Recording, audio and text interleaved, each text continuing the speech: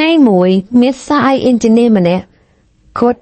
ច្រឡំថាគាត់គឺជា site manager ហើយគាត់ក៏បាននិយាយថាអ្នកមើលព្រមស្អីអ្នកនេះអីខ្ញុំអ្នកគ្រប់គ្នាស្ដាប់តែខ្ញុំទាំងអស់តែគ្នាណាបាទសូមជម្រាបសួរបងប្អូនអរគ្នាសូមស្វាគមន៍មកកាន់វីដេអូថ្មីរបស់យើងបាទថ្ងៃនេះយើងនិយាយអំពី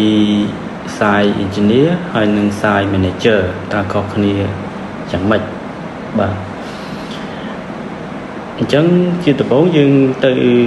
និយាយពី site engineer តើគាត់ជាអ្នកណាហើយតួនាទីគាត់មានអីខ្លះបាទអញ្ចឹងជាដំបូង site engineer គឺជាមនុស្សម្នាក់ដែលសំខាន់នៅក្នុងបណ្ដាញសំណង់ដែលមិនអាចខ្វះគាត់បានទេបាទអញ្ចឹងតួនាទីរបស់គាត់សំខាន់ហ្នឹងខ្ញុំលើកតែ3ចំណុចមកសិនទេបាទអញ្ចឹងទី1គឺការត្រួតពិនិត្យការសាងសង់ឲ្យត្រូវទៅតាម drawing របស់ក្រុមហ៊ុនដែលគេចេញឲ្យណាបាទអញ្ចឹងទី2គឺការធ្វើ daily report ក្នុងមួយថ្ងៃហ្នឹងការងារបានអីខ្លះ progress ទៅដល់ណាខ្លះបាទហើយបញ្ហាទី3ហ្នឹងគឺការធ្វើ inspection នៅក្នុងការដ្ឋាននៅក្នុងកន្លែងការងារហ្នឹងដើម្បីទទួលបានថាការងារដែលយើងធ្វើហ្នឹងគឺទៅតាមបច្ចេកទេសស្តង់ដារហើយនឹងមានដោះស្រាយបញ្ហាផ្សេងទូចៗដែលកើតឡើងនៅក្នុងការដ្ឋានជាដើមបាទហើយបងប្អូនដឹងអត់ថាបញ្ហា site engineer ដែលគាត់តែងតែជួបប្រទះជាញឹកញាប់ហ្នឹងគឺអ្វីបាទបើដឹងសូមជួយ comment នៅខាងក្រោមផងបាទអញ្ចឹងបន្តមកទៀតយើងនឹងនិយាយអំពីការងាររបស់ site manager ម្ដងបាទអញ្ចឹង site manager គាត់គឺជាអ្នកគ្រប់គ្រងហើយនឹងអ្នកដឹកនាំគម្រោងទាំងមូលហើយការងារសំខាន់របស់គាត់ហ្នឹងខ្ញុំលើក3ចំណុចមកដូចគ្នាណាអញ្ចឹងទី1គឺគាត់គឺជាអ្នកដឹកនាំក្រុម site engineer ហើយនិង subcontractor ដើម្បីអនុវត្តការងារហើយទី2គាត់គឺជាអ្នកទំនាក់ទំនងជាមួយនឹងអតិថិជនជាមួយនឹងម្ចាស់ក្រុមហ៊ុនហើយក៏ដូចជាជាមួយនឹងខាង head office កណ្ដាលបាទហើយទី3ការងារដែលសំខាន់របស់គាត់នោះគឺគាត់ធ្វើការរៀបចំចាត់ចែងការងារហើយនឹងតាមដាន deadline របស់ការងារនីមួយៗបាទអញ្ចឹងជារួមមក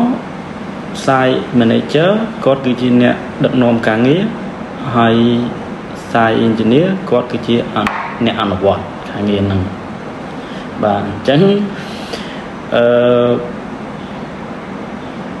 បើសិនជាបងប្អូនចង់ខ្លាយទៅជា site manager អ្វីដែលបងប្អូនគួរតែចាប់ផ្ដើមរៀនសូត្រនោះគឺទី1គឺជំនាញ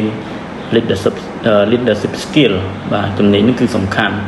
ព្រោះតែយើងទៅជា site manager គឺយើងមិនជាទាមទារការងារដូចជាចំណេះដឹងខាងបច្ចេកទេសហើយប្រហែលទៀតព្រោះការងារអស់ហ្នឹងគឺយើងទម្លាក់ទៅឲ្យដល់ site engineer ហើយបាទអញ្ចឹងយើងជា manager គឺអ្វីដែលសំខាន់នោះគឺផ្នែក leadership skill បាទហើយចំណុចទី2នោះគឺរៀនអំពីជំនាញទំនាក់ទំនងការនិយាយស្ដីគឺសំខាន់ហ្នឹងហើយអញ្ចឹងកាលណាយើងមានការទំនាក់ទំនងល្អយើងចេះទំនាក់ទំនងយើងចេះដោះស្រាយបញ្ហាអញ្ចឹងអាហ្នឹងគឺវាល្អសម្រាប់ការអភិវឌ្ឍខ្លួនរបស់យើងបាទហើយទី3នោះគឺយើងរៀនថ្មីឲ្យយើងចេះអភិវឌ្ឍខ្លួនចេះមើលដោះស្រាយបញ្ហាផ្សេងៗឲ្យបានច្រើនបាទអញ្ចឹងខ្ញុំគិតថាការងារដែលនៅយើងចង់ចាប់ position ទៅជា site manager គឺអត់នៅឆ្ងាយទេបើសិនជាយើងចាប់ផ្ដើមពីពេលឥឡូវនេះបាទអញ្ចឹងត្រឡប់មកវិញ site engineer និង site manager ហ្នឹងគឺជាក្រុមសហការរបស់គឺជាក្រុមសហការមួយដែលមិនអាចខ្វះគ្នាបានទេទៅវិញទៅមកអញ្ចឹងការងារ site manager គឺការងាររបស់គាត់គឺធ្វើម៉េចឲ្យគម្រោងហ្នឹងដើរទៅមុខបានជោគជ័យទៅតាម deadline ទៅតាមអ្វីដែលគេបានគ្រោងទុក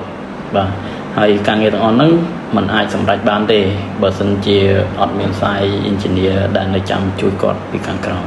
បាទអញ្ចឹងបើសិនជាបងប្អូនចូលចិត្តវីដេអូនេះសូមជួយចុច like comment និង share ដើម្បីឲ្យអ្នកដែលនៅសាយដូចគ្នាបើគាត់បានមើលផងបាទសូមអរគុណសូមជម្រាបលា